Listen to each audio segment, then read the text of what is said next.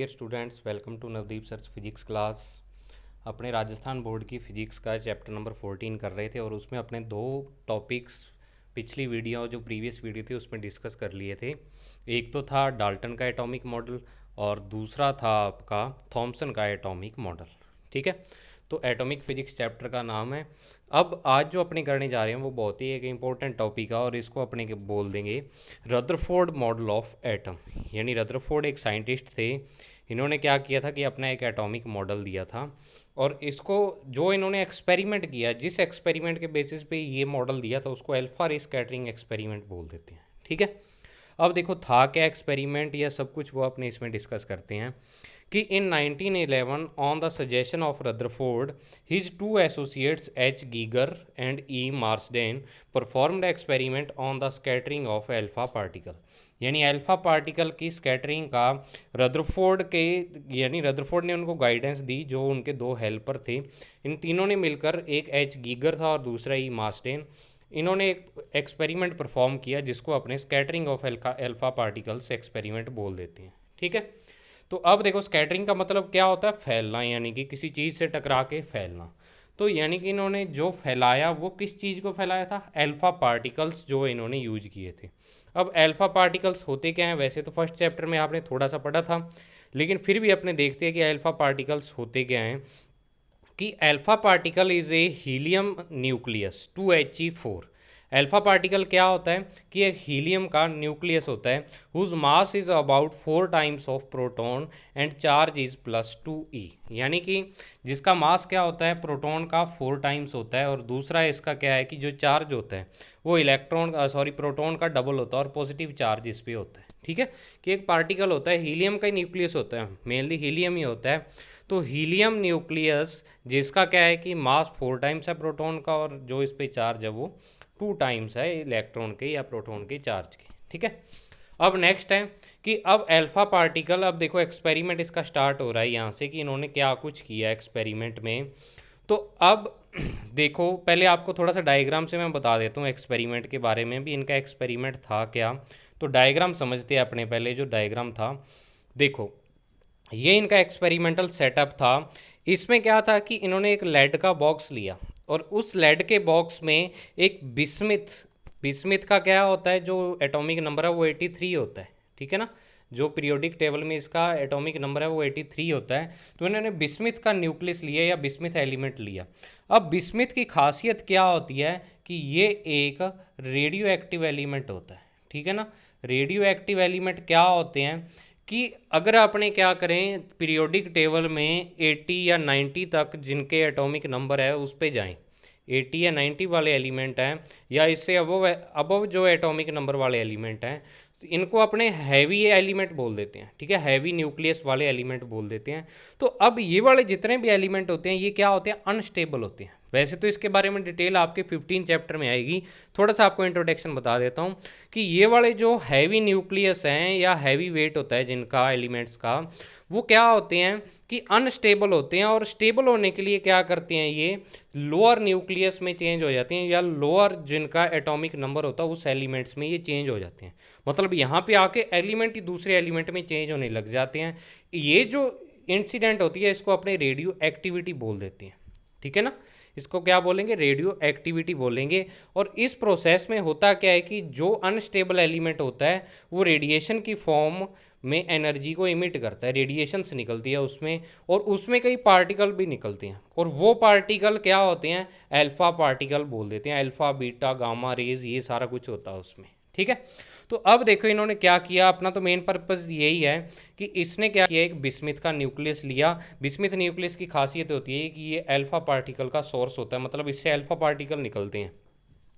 अब alpha particle जब निकलेंगे तो अल्फा पार्टिकल को एक बीम फॉर्म देने के लिए, अब आप कहोगे भी सर बीम फॉर्म क्या होती है? तो बीम का मतलब अगर आपको एक एग्जांपल के थ्रू समझाऊं तो आपने जो लेज़र लाइट देखी होगी, छोटे हुए खेले भी होगे लेज़र लाइट से, तो उस लेज़र लाइट में से क्या है कि एक रेड कलर की लाइट निकलती है और वो लाइट फैलती नहीं है कि जैसे बैटरी की लाइट होती है, वो एक स्ट्रेट लाइन में जाती है। तो उसको अपने क्या बोल देते हैं? बीम बोल देते हैं। बिल्कुल स्ट्रेट लाइन में जाए, तो वैसे ही अल्फा पार्टिकल को एक बीम की फॉर्म में अपने यहाँ पे चेंज करते हैं। और चेंज किसकी हेल्प से, एक बहुत ही छोटा सा यहाँ पे गेट रख देते हैं, इसके लेड का जो बॉक्स होता है बहुत ही छोटा सा होल कर देते हैं। उस होल में से जब ये पार्टिकल जाते हैं तो ये यहाँ पे जो बाहर आएंगे ये, तो ये क्या है, बीम की फॉर्म में आएंगे। अब इस बीम को और ज़्यादा स्टेबल करने के लिए अपने आगे क्या लगा देते हैं, एक लेड की प्लेट लगा देते हैं, ठीक है ना। लेड प्लेट लगा देते हैं जिससे और ज़्यादा ये एक लाइन में हो जाते हैं। अब नेक्स्ट क्या करते हैं, नेक्स्ट रदरफोर्ड ने क्या किया कि यहाँ पे एक ये वाली जो लाइन खींच रखी है, ये एक गोल्ड फॉइल है। गोल्ड फॉइल मतलब जो आपका सोना होता है, सोने की एक बहुत ही पतली शीट होती है, फॉइल आप शीट कह सकते हो, कि गोल्ड की एक बहुत ही पतली शीट ली उसने, ठीक है। और इस शीट का जो साइज था वो 10⁻⁻7 मीटर के अप्रोक्सीमेट था, यानी इतनी पतली ये क्या थी, इतनी थिन एक गोल्ड की शीट थी। अब क्या करता है वो कि इस गोल्ड शीट पे ये अल्फा पार्टिकल्स को इंसिडेंट करवाता है। और आगे क्या होता है कि इसके अराउंड एक ZNS की स्क्रीन लगी होती है। अब ये अल्फा पार्टिकल क्या होते हैं, जब इस पे इंसिडेंट होंगे, जब इससे टकराएंगे, कोलाइड करेंगे, तो ये डिफरेंट डिफरेंट डायरेक्शन में जाते हैं। और वो डिफरेंट डायरेक्शन में जाके इस ZNS स्क्रीन से क्या होते हैं, ये कोलाइड कर जाते हैं। और इस पे क्या होती है, एक फ्लोरोसेंस जनरेट होती है, मतलब एक चमक दिखती है अपने को। और उस चमक को देखने के लिए अपने क्या लगाते हैं, माइक्रोस्कोप। अब देखो थ्योरी पे आते हैं अपने दोबारा, कि जो इसका थ्योरेटिकल एक्सप्लेनेशन थी कि in this experiment a radioactive source of alpha particles like 83 bismuth 214 is enclosed in a thick lead box. एक लेड बॉक्स में अपने बिस्मिथ को रख देते हैं। These alpha particles passed from a lead plate in the form of a fine beam, यानी beam की form में उसको चेंज करने के लिए क्या करते हैं, एक लेड की प्लेट से अपने उसको पास आउट करवाते हैं।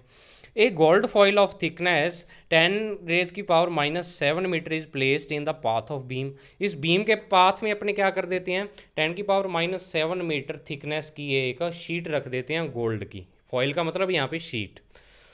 अब these alpha particles are scattered in different direction after colliding with gold foil. अब ये क्या होते हैं, जब अल्फा पार्टिकल इस शीट के साथ कोलाइड करते हैं तो ये डिफरेंट डायरेक्शन में क्या हो जाते हैं, स्कैटर्ड हो जाते हैं, मतलब फैल जाते हैं। With the help of ZNS screen and microscope the deflection of alpha particles is observed, यानी कि अल्फा पार्टिकल्स किस किस डायरेक्शन में जाते हैं वो अपने माइक्रोस्कोप की हेल्प से क्या करते हैं, उनका डिफ्लेक्शन नोट करते हैं।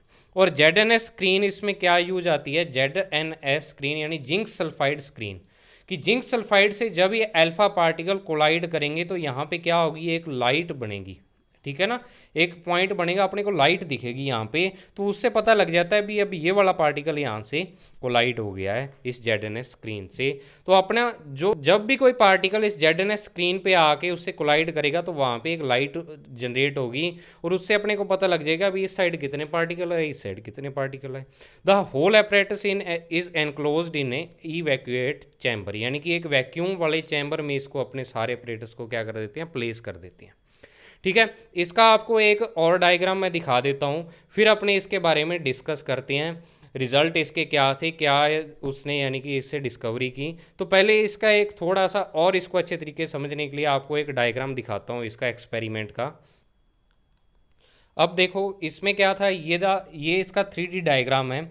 इसमें क्या है कि ये वाला जो बॉक्स है ये आप क्या लेड का बॉक्स लेते हो, इसमें बिस्मिथ रखा होता है और इसमें से अल्फा पार्टिकल्स ऐसे बीम की फॉर्म में आते हैं। और ये AU मतलब ऑरम यानी कि गोल्ड की फॉइल रखी हुई है। और गोल्ड फॉइल के अराउंड ऐसे, वैसे तो ये गैप बहुत ज़्यादा दिखा रखा है इन्होंने, इतना ज़्यादा गैप नहीं होता, एक बीम की फॉर्म में अल्फा पार्टिकल आते हैं, चलो इसको शो करने के लिए। तो अब ये अल्फा पार्टिकल जब इस गोल्ड फॉइल पे इंसिडेंट होंगे तो ये डिफरेंट डिफरेंट डायरेक्शन में चले जाते हैं। कई अल्फा पार्टिकल तो डायरेक्ट सीधे इसको क्रॉस कर जाते हैं और कई क्या होते हैं थोड़े से डिफ्लेक्ट।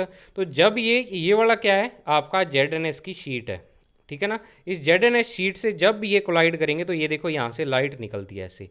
और इस सारे पार्टिकल्स को कैलकुलेट करने के लिए भी कितने पार्टिकल किस डायरेक्शन में गए, अपने एक माइक्रोस्कोप लगाते हैं, ठीक है ना, माइक्रोस्कोप लगाते हैं, वो ऑटोमेटिक से कैलकुलेट करता है भी कौन से पार्टिकल किस डायरेक्शन में या कितने एंगल पर डिफ्लेक्ट हुए। जैसे मान लो ये वाला पार्टिकल तो इधर चला गया इससे टकरा के, कुछ पार्टिकल तो डायरेक्ट सीधे चले गए, कुछ थोड़ा सा डिफ्लेक्ट हुए हैं। तो ऐसे अल्फा पार्टिकल्स डिफ्लेक्ट हो जाते हैं। अब इससे क्या है कि रदरफोर्ड ने अपने रिजल्ट दिए थे, कंक्लूजन निकाले थे, वो कंक्लूजन दोबारा नोट्स में देखते हैं अपने। अब देखो कंक्लूजन क्या है इसके कि ऑब्जर्वेशन, पहले तो ऑब्जर्वेशन है इसके, फिर कंक्लूजन पे आएंगे अपने कि रदरफोर्ड ने क्या क्या ऑब्जर्वेशन किया। कि फर्स्ट था कि most of the alpha particles passed straight on their path without getting scattered, it means they do not collide in or interact. यानी कि क्या हुआ कि मोस्टली जो अल्फा पार्टिकल थे वो अपने पाथ से क्या हुए, स्कैटर नहीं हुए। मतलब जिस पाथ में वो जा रहे थे उसी पाथ में क्या होते गए, आगे चलते गए, जैसे ये डायग्राम में शो कर रखा है। ठीक है कि ये अल्फा पार्टिकल्स आ रहे हैं, तो ज़्यादातर अल्फा पार्टिकल्स तो क्या हो गए, इसमें से डायरेक्ट सीधे ही चले गए। अब नेक्स्ट इसका कंक्लूजन क्या है कि इसका ऑब्जर्वेशन था कि a few alpha particles scattering, a few alpha particles about 1 in 8,000, यानी कि 8,000 पार्टिकल्स में से एक ऐसा पार्टिकल था गेट डिफ्लेक्टेड थ्रू 90 डिग्री और मोर, यानी कि theta is equal to 90, theta is greater than 90 degree. ठीक है कि लगभग 8,000 पार्टिकल्स में से एक पार्टिकल आपका ऐसा था कि जो 90 डिग्री से बड़े एंगल पर आया, या इसको बुक में देखो 180 डिग्री भी लिखा हुआ है कि 8,000 में से एक पार्टिकल ही 180 डिग्री, मतलब जिस डायरेक्शन में वो जाता है उसी डायरेक्शन में वापस कोलाइड होके आ जाता है वो पार्टिकल। ठीक है, अब नेक्स्ट थर्ड पॉइंट क्या है इसका कि occasionally one alpha particle is scattered from the gold foil at an angle of 180 degree, यानी कि एक पार्टिकल ऐसा होता है जो 180 डिग्री पे वापस आ जाता है। देखो ऊपर जो डायग्राम शो कर रखा है, इस डायग्राम में आपको क्या बताया हुआ है कि कुछ पार्टिकल तो देखो अपने पास से थोड़ा बहुत डिफ्लेक्ट होते हैं ऐसे ये वाले, और लगभग 8,000 में से एक पार्टिकल ऐसा होता है अल्फा पार्टिकल जो जिस डायरेक्शन में जाता है बिल्कुल उसी डायरेक्शन में क्या आ जाता है, वापस आ जाता है। ठीक है, 8,000 वाला ये पॉइंट है कि 8,000 में से एक पार्टिकल 180 डिग्री के एंगल पर आता है। तो अब क्या उसने, अब इससे क्या करेगा, उसने ऑब्जर्वेशन तो ये देख ली है भी, क्या है कि अलग अलग एंगल पे जाते हैं, लेकिन जो ज़्यादा एंगल पे मुड़ने वाले पार्टिकल हैं वो कम होते हैं। ज़्यादातर जो पार्टिकल होते हैं वो इसमें से सीधे ही क्या हो जाते हैं, क्रॉस हो जाते हैं। तो अब देखो इसके कंक्लूजन पढ़ते हैं अपने कि कंक्लूजन ऑफ अल्फा रे स्कैटरिंग।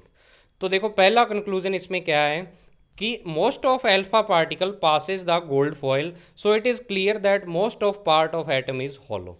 यानी कि जो एटम के बारे में थ्योरी दी थी इसने, उसने क्या कहा कि मोस्ट ऑफ पार्टिकल्स, कि ज़्यादा पार्टिकल तो क्या होते हैं, ऐसे सीधे ही चले जाते हैं, मतलब अपने जो पाथ से वो डिफ्लेक्ट नहीं होते हैं। इसका मतलब रदरफोर्ड ने बताया कि अपने क्या एज्यूम कर सकते हैं कि जो एटम का मोस्टली पार्ट है वो कैसा है, हॉलो है, खाली है। ठीक है ना, कोई भी एटम है उसका ज़्यादा मोस्टली पार्ट क्या है, खाली है। अब नेक्स्ट कुछ पार्टिकल क्या हुए थे, यानी कि कुछ एंगल पे डिफ्लेक्ट हुए थे। अब नेक्स्ट वही चीज़ इसने बताई है कि some alpha particles are scattered at an active angle. Active angle का मतलब 90 डिग्री से लेस पे, theta is equal to less than क्या है, 90 डिग्री है, इसको एक्यूट एंगल बोल देते हैं। And alpha particles are positively charge, so they can deflected by only positive charge. अब अल्फा पार्टिकल देखो क्या हो रहे हैं कि इस जब एटम से टकरा रहे हैं वो, तो क्या होते हैं, कुछ अल्फा पार्टिकल्स अपने पाथ से थोड़ा सा ऐसे हो जाते हैं, या कुछ अल्फा पार्टिकल्स क्या होते हैं, ऐसे जाते हैं और ऐसे आ जाते हैं। तो अब देखो इनका पाथ चेंज करने का रीज़न क्या है। रीज़न यही है कि क्योंकि अल्फा पार्टिकल्स पे प्लस चार्ज होता है, तो इसका मतलब जो आपका एटम है उसके अंदर पॉजिटिव चार्ज प्रेजेंट है, और इस पॉजिटिव चार्ज से ये वाला पॉजिटिव चार्ज क्या हो रहा है, अब रिपेल हो रहा है। अगर तो अट्रैक्ट होता फिर तो क्या होता, सीधे चला जाता। तो रिपेल हो रहा है, मतलब इससे क्या हो रहा है, उसकी डायरेक्शन चेंज हो रही है, मतलब डिफ्लेक्शन उसमें आ रहा है। तो वही चीज़ इसने बताई है कि डिफ्लेक्ट किससे हो सकती है alpha particle, only positive charge से हो सकते हैं, क्योंकि नेगेटिव तो उसको अट्रैक्ट करेगा, तो अट्रैक्ट वाली पोजीशन तो हो नहीं सकती। तो इसका मतलब जो क्या है कि इससे निकाला उसने कि all positive charge concentrated in the atom, यानी कि जो जितना भी पॉजिटिव चार्ज होता है वो किसी एटम के अंदर एक पॉइंट पे कंसेंट्रेट होता है, ऐसे नहीं भी उसमें फैला रहता है। जो पहले थॉमसन ने बताया था कि थॉमसन ने तो क्या कहा था कि सारा एटम किससे बना होता है, पॉजिटिव चार्ज से बना होता है। तो अगर तो थॉमसन की थ्योरी सही होती तो फिर तो क्या होना था, अल्फा पार्टिकल इसमें से पार ही ना जाते, पहली क्या हो जाती, इससे रिपेल हो जाते। तो अब थॉमसन की थ्योरी यहाँ पे क्या हो रही थी, गलत साबित हो रही थी। थॉमसन ने कहा था कि जो होल एटम है वो पॉजिटिवली चार्ज है, तो पॉजिटिवली चार्ज होता है तो अल्फा पार्टिकल यहाँ जाते और इससे सारे जितने भी अल्फा पार्टिकल थे वापस आ जाते इस पॉजिटिव से रिपेल होके। तो अब नेक्स्ट जो थर्ड पॉइंट है इसका, थर्ड पॉइंट अपने को क्या बता रहा है कि some alpha particles are scattered an obtuse angle and return back, यानी कि ऑब्ट्यूस एंगल मतलब थीटा जब आपका 90 डिग्री हो, या लगभग 8000 में से एक पार्टिकल ऐसा था जो 180 डिग्री पर आ रहा था। तो इसका मतलब क्या था कि so the force of repulsion is very strong present in nucleus, कि अल्फा पार्टिकल पे क्या होता है, अल्फा पार्टिकल बहुत ही हैवी पार्टिकल होते हैं, ठीक है ना। तो अब जब अल्फा पार्टिकल क्या आ रहे हैं, किसी चीज से टकरा के वापस आ रहे हैं, मतलब उन पे रिपल्शन फोर्स लग रहा है, तो बहुत ही भारी चीज जब क्या होगी वापस आ रही होगी, मतलब उस पर बहुत ही ज़्यादा स्ट्रॉन्ग फोर्स लग रहा होगा। तो उसने कहा कि ये फोर्स ऑफ रिपल्शन होता है, ये क्या होता है, बहुत ही स्ट्रॉन्ग होता है, जो न्यूक्लियस का रिपल्शन फोर्स होता है, ठीक है ना। अब नेक्स्ट है कि रदरफोर्ड्स मॉडल ऑफ एटम। तो अब उसने अपना मॉडल दिया इन कंक्लूजन के बेसिस पे। पहले तो उसने ऑब्जर्वेशन किए, फिर उसके बेसिस पे कंक्लूजन दिए, और फिर उसने अपना मॉडल दिया। अब इस मॉडल में पहला पॉइंट क्या है कि an atom consist a very small and massive central core, यानी कि एक एटम जो होता है, कोई भी एटम, उसके सेंटर में क्या होता है, एक कोर होती है। कोर मतलब सेंट्रल पार्ट जो होता है उसका, उसमें बहुत ही क्या होता है, small and massive central core, बहुत ही स्मॉल होती है। और मैसिव इसने क्यों कहा, क्योंकि इस पर बहुत ही ज़्यादा स्ट्रॉन्ग पॉजिटिव चार्ज होता है, in which entire positive charge and almost whole mass of the atom are concentrate. मतलब इस एटम का जितना भी मास है, वो मास क्या होता है, यहीं पे प्रेजेंट होता है, इस मास भी प्रेजेंट होता है, मतलब इस सेंटर भी प्रेजेंट होता है, जो मास होता है एटम का। ऐसे नहीं भी यहाँ पे भी मास होगा, यहाँ पे भी होगा, बाहर बाहर जो मास होगा वो बहुत ही कम, आप ऐसे कह सकते हो भी 99% जो मास किसी भी एटम का होगा वो उसके क्या है कि सेंट्रल पार्ट पे क्या होता है, कंसेंट्रेट होता है। और इस सेंट्रल पार्ट को क्या बोल देते हैं अपने, न्यूक्लियस, यानी this core is called nucleus. इस कोर यानी सेंटर पार्ट को अपने न्यूक्लियस कहते हैं, ठीक है। कि जिस भी एटम का जो मास होगा वो इस न्यूक्लियस पे क्या होगा, कंसेंट्रेट, मतलब 99% मास यहाँ पे ही उसका प्रेजेंट होगा। अब नेक्स्ट पॉइंट क्या है कि the size of nucleus is very small, यानी न्यूक्लियस का जो साइज है वो क्या है, बहुत ही स्मॉल है, as compare to the size of atom, atom के कंपैरिजन में। तो देखो इसमें से बड़ा छोटा कौन सा है, इसमें कंफ्यूज हो जाओगे आप। देखो क्या होता है कि जब भी पावर नेगेटिव में होती है, तो नेगेटिव में जो पावर आपको बड़ी लगती है वो एक्चुअल में क्या होती है, छोटी होती है। तो अब देखो न्यूक्लियस का साइज तो उसने बताया कि 10⁻⁻15 मीटर के अक्रॉस होता है, और दूसरा एटम का अगर अपने साइज की बात करें तो वो 10⁻10 मीटर के अक्रॉस होता है। तो मतलब अब जो एटम का साइज होगा वो न्यूक्लियस से कितना बड़ा हो गया, 1 के पीछे 5 जीरो लगा दो, 1 2 3 4 और 5, अब कितना बन गया ये, 1 लाख। मतलब कि आपका जो एटम है वो न्यूक्लियस से क्या है कि 1 लाख टाइम्स ग्रेटर होता है, इतना बड़ा। The nucleus is surrounded by a suitable number of electrons. अब उसने एक और चीज़ बताई कि ये जो न्यूक्लियस होता है एटम का, इसके चारों तरफ जो होलो मैंने बताया था पार्ट, होलो में क्या होता है, वो कहता है इलेक्ट्रॉन प्रेजेंट रहते हैं, ये वाले क्या होते हैं, इलेक्ट्रॉन प्रेजेंट रहते हैं। So that negative and positive charge remains equal in an atom. और उसने कहा कि जितना तो चार्ज इस पे पॉजिटिव ये वाला होता है न्यूक्लियस पे, उतना ही नेगेटिव चार्ज इन इलेक्ट्रॉन्स पे होता है। ये थ्योरी उसने दी थी रदरफोर्ड ने। अब देखो जो न्यूक्लियस का साइज के बारे में बताया, इसमें एक एग्जाम्पल और दिया हुआ है बुक में, कि वो एग्जाम्पल क्या है, उसमें बहुत ही अच्छे तरीके से बताया हुआ है कि आप ऐसे कंपैरिजन कर सकते हैं न्यूक्लियस का, कि कोई जैसे क्रिकेट का आपके पास स्टेडियम हो, क्रिकेट का स्टेडियम बहुत बड़ा होता है आपको पता है। अब उस क्रिकेट के स्टेडियम के बिल्कुल सेंटर पार्ट पे यहाँ पे एक क्या हो, मक्खी बैठी हुई हो, ठीक है ना। तो मक्खी का साइज स्टेडियम के कंपैरिजन में क्या बहुत ही छोटा है। तो ये जो मक्खी होगी ये क्या हो जाएगी, एक तरह से आपका न्यूक्लियस हो जाएगा, और ये पूरा स्टेडियम किसका काम करेगा, यहाँ पे एटम का। यानी कि आप एक स्टेडियम की कंपैरिजन बहुत ही छोटे यानी मक्खी से कर रहे हो, तो इसका मतलब जो न्यूक्लियस होता है उसका साइज बहुत ही ज़्यादा छोटा होता है, ठीक है। अब नेक्स्ट थर्ड पॉइंट क्या है इसका, electron having negative charge are attracted by positive charge of nucleus. अब एक प्रॉब्लम यहाँ पे ये आ गई कि रदरफोर्ड ने बताया कि जो न्यूक्लियस होता है उस पर पॉजिटिव होता है, और इसके अराउंड एटम में क्या होते हैं, यहाँ पे इलेक्ट्रॉन्स प्रेजेंट होते हैं। तो अब अगर इलेक्ट्रॉन्स यहाँ पे प्रेजेंट हैं तो इसका मतलब ये न्यूक्लियस इन पे क्या लगाएगा, अट्रैक्शन फोर्स लगाएगा, और इनको अपने अंदर खींच लेगा। लेकिन वास्तव में तो ऐसा नहीं होता। अब समस्या थी तो रदरफोर्ड ने क्या एक्सप्लेनेशन दी कि negative charges are attracted by positive charge of nucleus, so they should fall in nucleus due to all attractive force. Attractive force के कारण क्या होना चाहिए, न्यूक्लियस में जाने चाहिए। To solve this Rutherford told electrons are not stationary. अब Rutherford कहता कि जो इलेक्ट्रॉन है वो स्टेशनरी नहीं रहते, but revolve around nucleus in various orbits.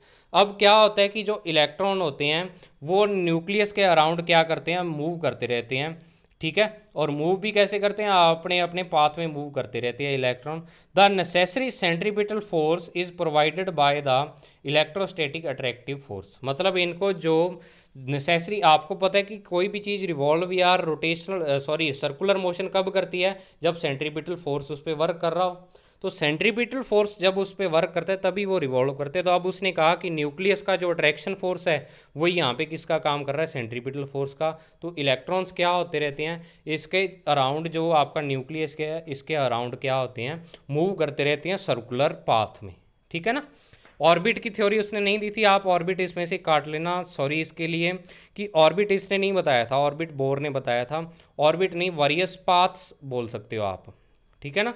Various paths यानी कि किसी अलग अलग पाथ्स में ये क्या कहते रहते हैं, मूव करते रहते हैं। अब नेक्स्ट है लिमिटेशंस या ड्रॉबैक्स ऑफ रदरफोर्ड्स मॉडल। अब क्योंकि जो रदरफोर्ड का मॉडल था वो क्या हो गया था, फेल हो गया था। रदरफोर्ड ने काफ़ी चीज़ें तो सही बताई थी लेकिन फिर भी थोड़ा सी कई चीज़ें इसने गलत बता दी थी। अब देखो कि क्या क्या इसकी कमियां थी रदरफोर्ड मॉडल की, क्या क्या लिमिटेशन थी, जिन जिन चीज़ों की ये एक्सप्लेनेशन नहीं कर पाया। तो देखो क्या थी, पहले नंबर पर है स्टेबिलिटी ऑफ एटम, ठीक है। तो according to the electromagnetic theory an accelerated charge particle emit the energy in the form of electromagnetic waves. कल मैंने आपको जब थॉमसन मॉडल करवाया था तो उसमें बताया था कि कोई भी जब इलेक्ट्रॉन होता है या कोई भी चार्ज्ड पार्टिकल होता है, जब वो मूव करता है तो वो एनर्जी को क्या करता है, इमिट करता है। उसकी एनर्जी इलेक्ट्रोमैग्नेटिक वेव्स की फॉर्म में क्या होती रहती है, इमिट होती रहती है। वही चीज़ है कि जैसे अपने भागते हैं तो अपनी एनर्जी डिक्रीज होती है, तो वो डिक्रीज होती है तो उसी टाइप से इलेक्ट्रॉन की एनर्जी भी डिक्रीज होती है, और वो एनर्जी किस फॉर्म में बाहर निकलती है, इलेक्ट्रोमैग्नेटिक वेव्स। तो अब उसने रदरफोर्ड ने तो ये बताया था कि जो क्या होते हैं इलेक्ट्रॉन्स, क्या होते हैं न्यूक्लियस के अराउंड मूव करते रहते हैं। तो अब देखो, सो electrons revolving in orbits continuously emit the energy. अब अगर इलेक्ट्रॉन क्या होते हैं कि न्यूक्लियस के अराउंड मूव करते रहते हैं ऐसे, तो मूव करता हुआ इलेक्ट्रॉन क्या करेगा, एनर्जी को इमिट करता रहेगा। तो एनर्जी इमिट करता रहेगा तो मतलब इसकी एनर्जी डिक्रीज होती जाएगी। तो due to decrease in energy it should follow the spiral path, मतलब कि it should follow a spiral path. मतलब कि जो इलेक्ट्रॉन है वो क्या है कि एक स्पाइरल पाथ में चलना चाहिए। स्पाइरल पाथ मतलब अब कि मान लो इलेक्ट्रॉन आपका पहले सर्कुलर पाथ में ऐसे चल रहा था, ठीक है। अब धीरे धीरे उसका पाथ ऐसा होता जाएगा क्योंकि उसकी एनर्जी डिक्रीज होती जाएगी, तो डिक्रीज होने से उसका पाथ भी क्या होता जाएगा, छोटा। तो ये स्पाइरल पाथ हो जाएगा इसका, ठीक है ना। तो उस स्पाइरल पाथ में मूव करना चाहिए, लेकिन अपने जानते हैं कि इलेक्ट्रॉन क्या होते हैं, स्पाइरल पाथ में ना मूव करके एक फिक्स जो सर्कुलर पाथ होता है उस पर मूव करते हैं। So Rutherford can not explain the stability of atom. मतलब रदरफोर्ड बता नहीं पाया भी ये इलेक्ट्रॉन अपने ही पाथ में लगातार कैसे मूव करते रहते हैं। भी इलेक्ट्रोमैग्नेटिक थ्योरी तो यहाँ पे ये कहती है कि जो इलेक्ट्रॉन होगा वो क्या करेगा, कंटिन्यूस एनर्जी इमिट करता रहेगा जब वो मूव करेगा सर्कुलर पाथ पे। तो ऐसे तो उसका पाथ छोटा होता जाना चाहिए और लास्ट में क्या होगा, वो न्यूक्लियस में उसको फॉल हो जाना चाहिए, मतलब न्यूक्लियस के अंदर चला जाएगा इलेक्ट्रॉन। तो अब वास्तव में ऐसा नहीं होता, तो इसकी एक्सप्लेनेशन रदरफोर्ड नहीं बता पाया। अब नेक्स्ट है एक्सप्लेनेशन ऑफ लाइन स्पेक्ट्रम। अब स्पेक्ट्रम वाली आ गई, तो देखो क्या है कि in Rutherford's model an electron can revolve in orbits, यानी इलेक्ट्रॉन क्या होता है, रिवॉल्व करता है in orbits of all possible radii. अब रदरफोर्ड ने बताया कि जो पॉजिटिव चार्ज है इसके अराउंड इलेक्ट्रॉन मूव करता है। अब उसने कहा कि इलेक्ट्रॉन यहाँ भी मूव कर सकता है, यहाँ भी, यानी जो आपका पूरा एटम है, ये मान लो आपका पूरा एटम है, तो रदरफोर्ड कहता कि इस एटम में कहीं भी इलेक्ट्रॉन किसी भी पास सर्कुलर पाथ पे वो मूव कर सकता है, यहाँ पे कर सकता है, यहाँ पे कर सकता है। तो मतलब इलेक्ट्रॉन क्या है कि जब किसी भी पाथ में मूव कर सकता है तो उसकी एनर्जी कुछ भी हो सकती है, ठीक है ना। कि आपको पता है कि जो नज़दीक होगा उस पर सेंट्रीफ्यूगल फोर्स क्या लगेगा, ज़्यादा लगेगा, मतलब उसकी एनर्जी ज़्यादा होगी। जैसे जैसे दूर चला जाएगा एनर्जी कम होती जाएगी।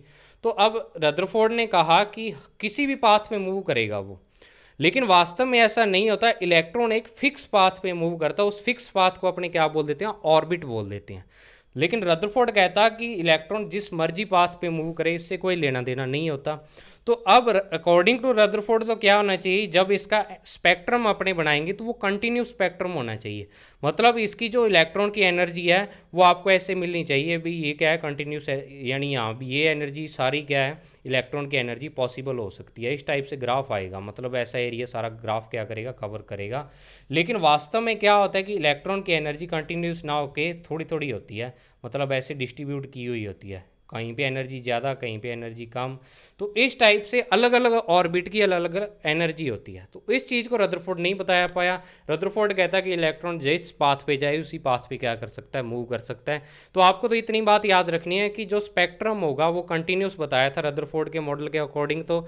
लेकिन वास्तव में क्या होता है कि हाइड्रोजन एटम इमिट से डिस्क्रीट लाइन स्पेक्ट्रम, अलग अलग लाइनें मिलती हैं अपने को, जो इसका स्पेक्ट्रम होता है। ठीक है, तो ये क्या था, आपका रदरफोर्ड का मॉडल था। और रदरफोर्ड मॉडल में क्या है कि आपको इसका एक्सपेरिमेंट एक्सप्लेन करना है, उसके ऑब्जर्वेशंस, फिर उसने क्या कंक्लूजन निकाले, फिर जो उसका मॉडल है, और लास्ट में इसकी क्या आ जाती हैं, ड्रॉबैक्स आ जाती हैं। ठीक है, तो इसको अच्छे तरीके से करो, इसको लिख के देखो, और अगर कोई प्रॉब्लम हो तो मुझसे पूछ सकते हो और कमेंट बॉक्स में छोड़ सकते हो। और आपको ये वीडियो कैसा लगा ये बता सकते हो, और कोई सजेशन देना चाहो वो दे सकते हो।